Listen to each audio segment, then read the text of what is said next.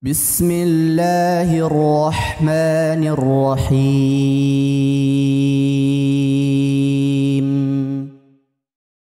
Bismillahirrahmanirrahim. Assalamualaikum warahmatullahi wabarakatuh.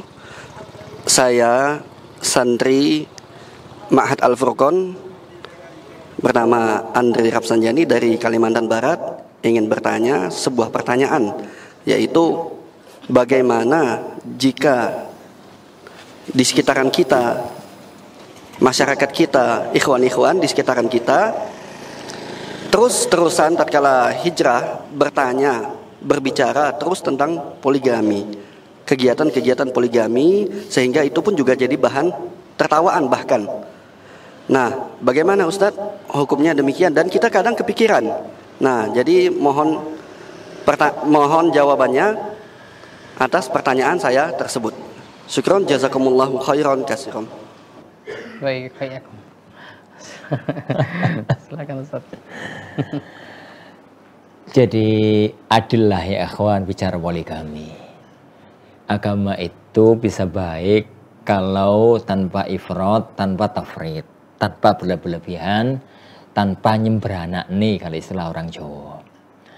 Jadi kita berada pada porsi yang berusaha berada pada porsi yang pas. Saya katakan. Jadi poligami itu bagian dari syariat Islam yang agung. Bagian dari syariat Islam yang agung. Sampai-sampai para ulama kita itu berselisih hukum asal nikah itu monogami atau poligami. Hukum asal nikah itu satu dulu, nek mampu 2, 3, 4, ataukah hukum asal nikah itu malah kebalik, yaitu poligami nek gak mampu baru satu.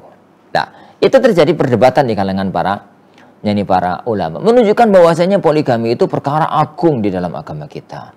Rabbuna jalla wa ala berfirman, yani fankihu ma tabalakum minan nisa'i mathna wa thulatha wa ruba' fa in hiftum alla ta'dilu fawahidah.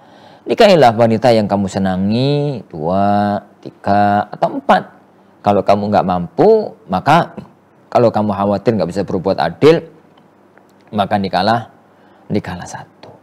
Tapi satu hal, setelah ini difahami dengan tepat ya, ini difahami dengan tepat. Kayaknya perkara yang pertama ini adalah perkara yang sudah muttafaq lah di antara kita, sudah sepakat di antara kita bahwasanya poligami itu satu syariat yang agung. Lah, tapi letak permasalahannya, jadi semua syariat itu para ikhwah, syariat itu ada yang mutlak, ada yang muqayyad. Syariat itu ada syariat yang mutlak, apapun kondisinya jalankan.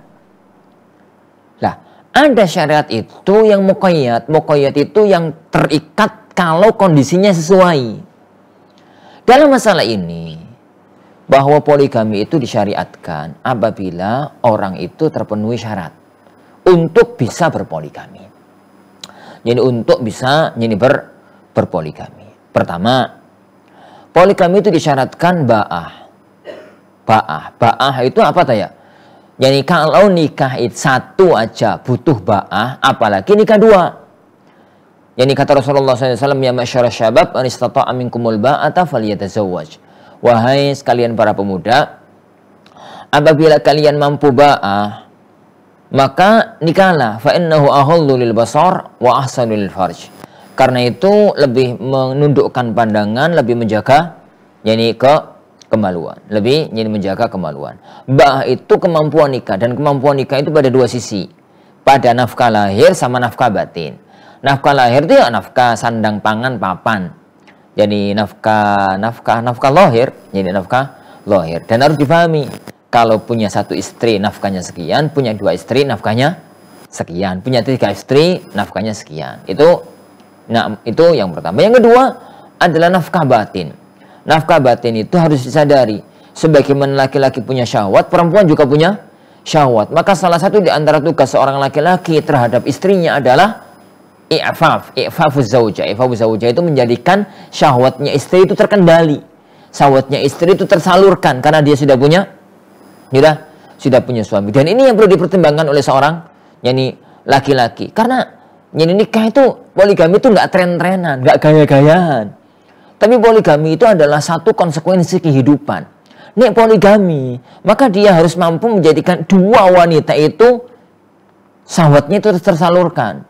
Sebagaimana kalau urusan nafkah urusan lain lah, urusan itu urusan Allah Subhanahu wa taala, tapi itu urusan satunya itu harus sesuatu yang dipertimbangkan. Kalau kemudian dia dengan istri satu itu sudah merasa cukup, bahkan kadang-kadang istrinya juga nggak mampu terlayani dengan bagus, maka harus dipertimbangkan untuk bisa nikah yang kedua, untuk bisa nikah dengan yang ketiga. Ingat ya, wanita itu punya syahwat sebagaimana laki-laki itu punya syahwat. Makanya kan dalam fikih pernikahan itu kalau kemudian seorang wanita mendapati suaminya itu tidak bisa memberikan kepada dia nafkah batin, boleh menuntut cerai toh.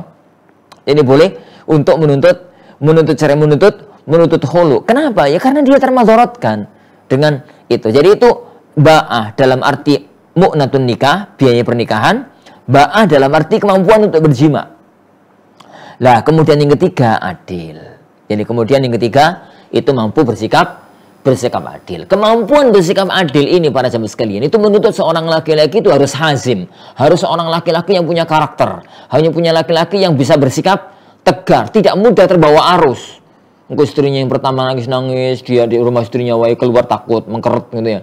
Kemudian yani keluar sembunyi-sembunyi di rumah istrinya, dimarah-marahi sama istrinya, yang cepat mati suaminya dengan cara yang semacam itu. Jadi harus laki-laki yang punya karakter, laki-laki yang hazim. Tidak semua jadi laki-laki mampu melakukan itu. Dan yang terakhir adalah tercapainya tujuan pernikahan dengan poligami. Ingat, nikah itu adalah untuk munculnya sakinah, mawaddah, warahmah. Untuk munculnya sakinah, mawaddah, yani warahmah. Apabila dengan pernikahan yang kedua diharapkan muncul sakinah, mawaddah, warahmah dengan istri yang pertama iya, dengan istri yang kedua iya, maka jalankanlah. Jadi jalankanlah. Makanya sering anak katakan pada para ikhwah, pada kaum yani laki-laki, kalau memang antum itu butuh, majulah, bismillah, Allah akan menolong. Tapi kalau antum itu sekedar pingin, perhatikan dulu, cermati dulu lebih kuat untuk hal yang semacam itu. Itu masalah yang harus diperhatikan. Sebagaimana ini anak katakan bagi laki-laki, maka anak katakan bagi perempuan, bagi para istri. Kalau memang anti ditakdirkan oleh Allah mempunyai seorang suami yang tidak cukup dengan satu istri, ingat ya ummahat sekalian, apabila Allah takdirkan anti itu memiliki seorang suami yang tidak cukup dengan satu istri, lalu dia itu mampu nafkah, jadi mampu bersikap adil, maka anti zalim kalau kemudian yani pilih aku atau dia. Pilih aku dia itu kan gak jadi poligami. Poligami itu pilih aku dan dia.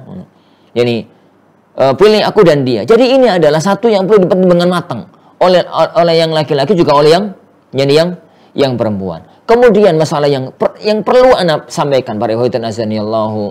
Jadi wa iyyakum, masing-masing dari orang itu mampu melihat dirinya. Masing-masing dari orang itu mampu melihat dirinya. Aku iki kira-kira poligami itu pantas apa ora? Jadi kalau kemudian antum pantas, monggo jalankan. Tapi kemudian jangan paksa-paksakan orang lain untuk poligami. Jadi jangan paksa-paksakan orang lain untuk poligami. Apalagi kalau kemudian itu dijadikan standar kebaikan. Nih misalkan istri ini 4 berarti salaf ini mantap, istri ini 3 kurang mantap, ini 1 belas semacam itu. Jadi lelucon syar'inya itu jadi lelucon. Jadi ingat ya, ini syariat Allah yang agung kalau ditempatkan pada porsinya, dan semua orang itu tahu porsinya masing-masing. Ada orang itu yang saking sibuknya, saking ininya, saking istrinya, saking itunya, istri satu aja lebih. Maksudnya istri satu aja sudah lebih karena dia banyak ini, banyak itu dan macam-macamnya. Ada orang itu istri satu itu kurang, istri 2 juga masih kurang. Maka masing-masing beribadah kepada Allah dengan itu sesuai dengan kondisinya, jadi sesuai dengan kondisinya masing-masing. Lah, kemudian kalau orang itu mempunyai hajat untuk itu, sudahlah bismillah lakukan. Tapi kalau kemudian orang itu tidak mempunyai hajat, tidak ada keinginan, tidak ada mempunyai hajat untuk itu, maka sudahlah jangan terlalu banyak komentar ngomong tentang masalah yang semacam itu. Allah, sehingga tidak muncul pertanyaan yang dikatakan tadi seakan-akan bareng ngaji itu yani wajib untuk poligami gitu ya. Yani dan macam-macamnya itu aja yang dibicarakan, ngalor itu ya itu aja yang dibicarakan. Kembali kesimpulannya, jangan sampai ada yang salah paham saya mengingkari poligami. Poligami itu syariat yang agung, tapi perlu ditempatkan pada porsinya. dapatkan pada porsinya, dan itu orang per orang. Jadi orang per orang. Ada orang itu yang memang butuh, ada orang yang siap, ada orang yang memang belum, yani belum siap, dan memang ada orang yang memang nggak siap karena memang ditakdirkan oleh Allah syahwatnya lemah. Ditakdirkan oleh Allah syahwatnya dengan satu istri aja, yani itu udah lebih, misalkan begitu, dan macam-macamnya. Maka semua orang kita lebih tahu tentang kondisi dirinya sendiri. Wallahu a'lam bishawab.